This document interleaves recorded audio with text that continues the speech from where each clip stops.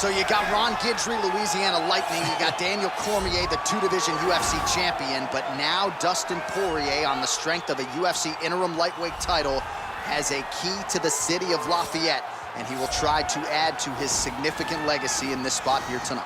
The king of Lafayette, Dustin Poirier, he loves that city, and he embodies everything that the city stands for. Yeah. He's tough, he's durable, he's a guy that is looking for a fight, and in the fight with Max Holloway to win the title, you saw that he's willing to go through anything to accomplish his goals.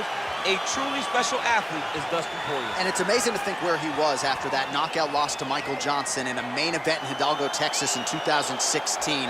Refocused, rededicated himself, and was able to produce a UFC title. All eyes on Dustin Poirier as he gets back on the famed canvas here tonight. Well, always exciting when this guy shows up on the fight card, Daniel. He is a true mixed martial artist. Not really any glaring weaknesses, at least, that he's put on film thus far.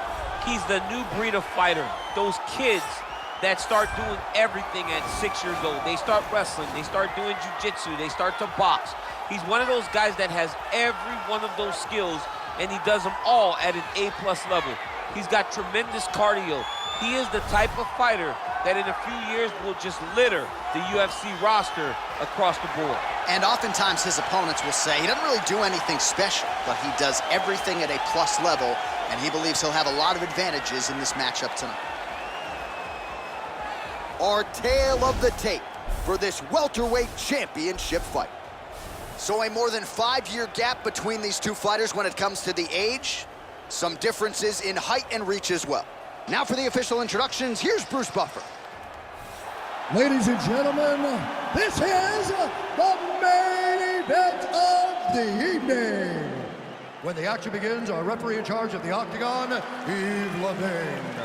And now, this is the moment UFC fans around the world have been waiting for.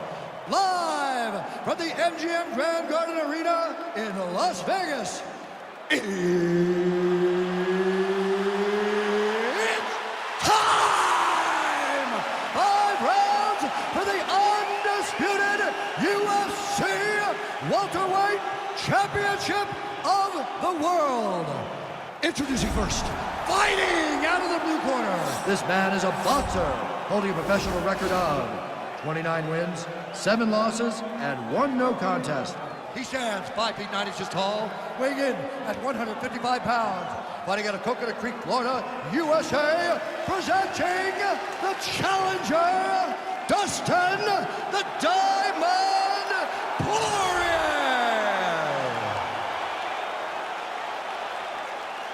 And now, introducing the champion, fighting out of the red corner.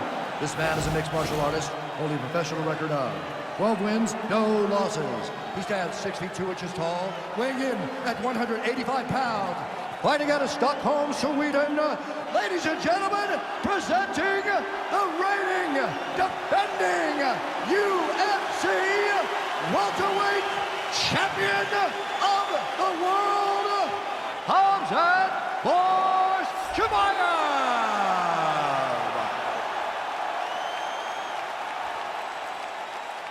UFC belt on the line, guys. Protect yourself at all time, obey my command at all time. If you want to touch love, do it now, go back to your corner.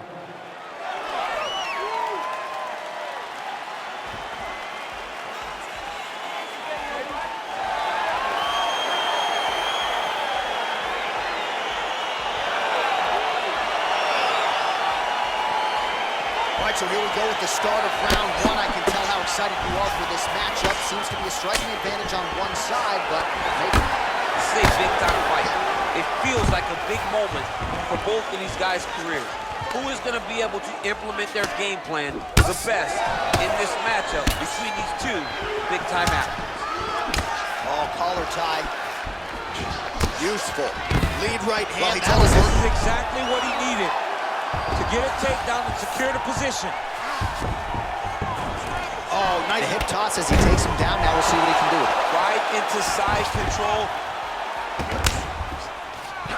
All right, good movement by him here on the ground. He really is a master. He got his foot on the hip, and now he's throwing up a triangle attempt. He's going to try to move his left arm across to get pressure on the choke. Watch triangle, watch triangle. There he is. He's moving to the finisher position. Now watch, he goes parallel right next to his opponent. When it's time to... And this might just be a matter of time.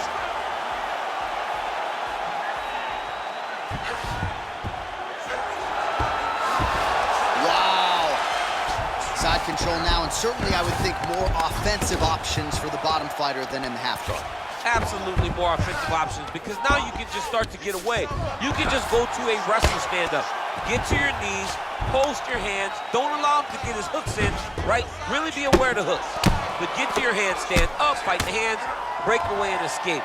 But it's so much more free-flowing than a half guard in the side control, because all you need to do is just get the opponent's body up, because his legs are just free to move.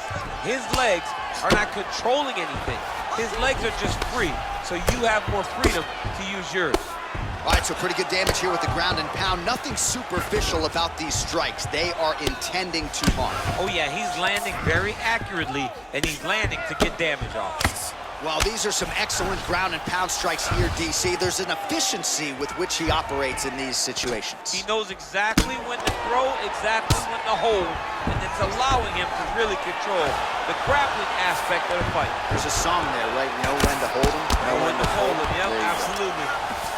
All right, dominant position here. He's got the full mount. A lot of different ways he can go here. Maybe try to find an arm bar or just get the ground and pound. He can attack submissions, but those submissions will present themselves once he is landing that brutal ground and pound he is known for, because then his opponent will start to get a little bit desperate to get out from under him, which will then in turn leave arms dangling, or he'll turn to his knees and get choked out.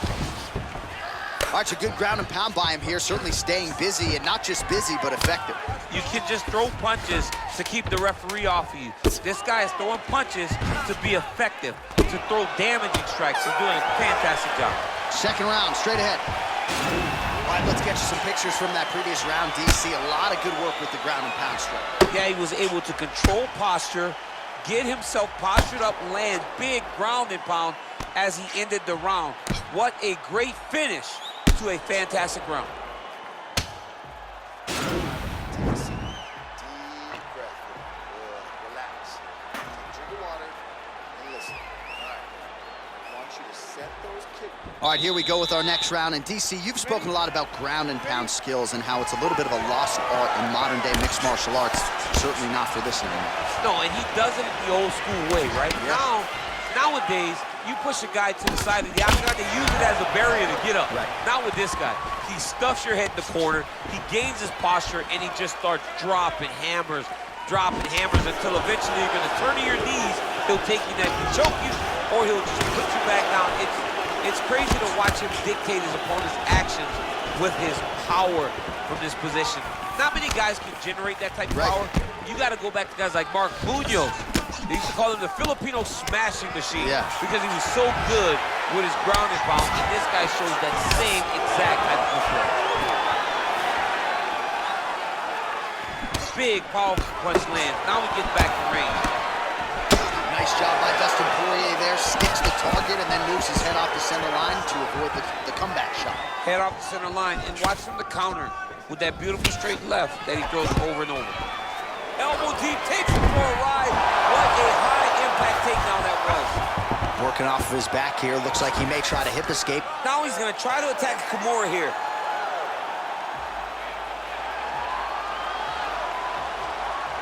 The Kimura is not the arm. It's the shoulder pressure that usually makes you tap.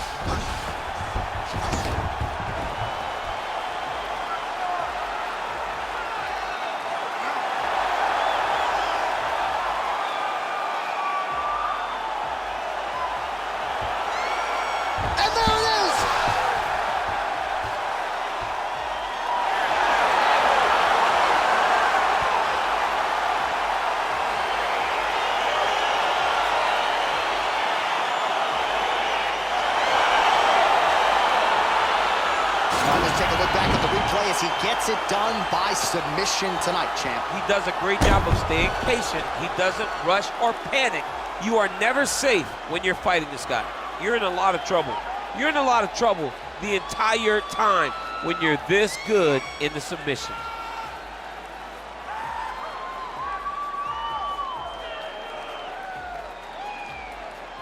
And ladies and gentlemen, there he is, a man that needs no introduction, the undisputed UFC welterweight champion of the world, and your winner tonight by way of spectacular submission. Ladies and gentlemen, referee Yves Levine has called a stop to this contest at 2 minutes, 40 seconds of round number 2. Declaring the winner by submission due to an omoplata. And new undisputed UFC welterweight champion of the world, Dustin Poirier. Well, he came in a confident #1 contender. He leaves as the undisputed best welterweight in the world, and I say that because he didn't just come in here and wrest the belt away from the champion. He submitted the guy, and rather emphatically. So you're looking at him, that is the new UFC welterweight champion, and as he celebrates in the corner, you can't help but think that this could be an extended run for him here at 170 pounds.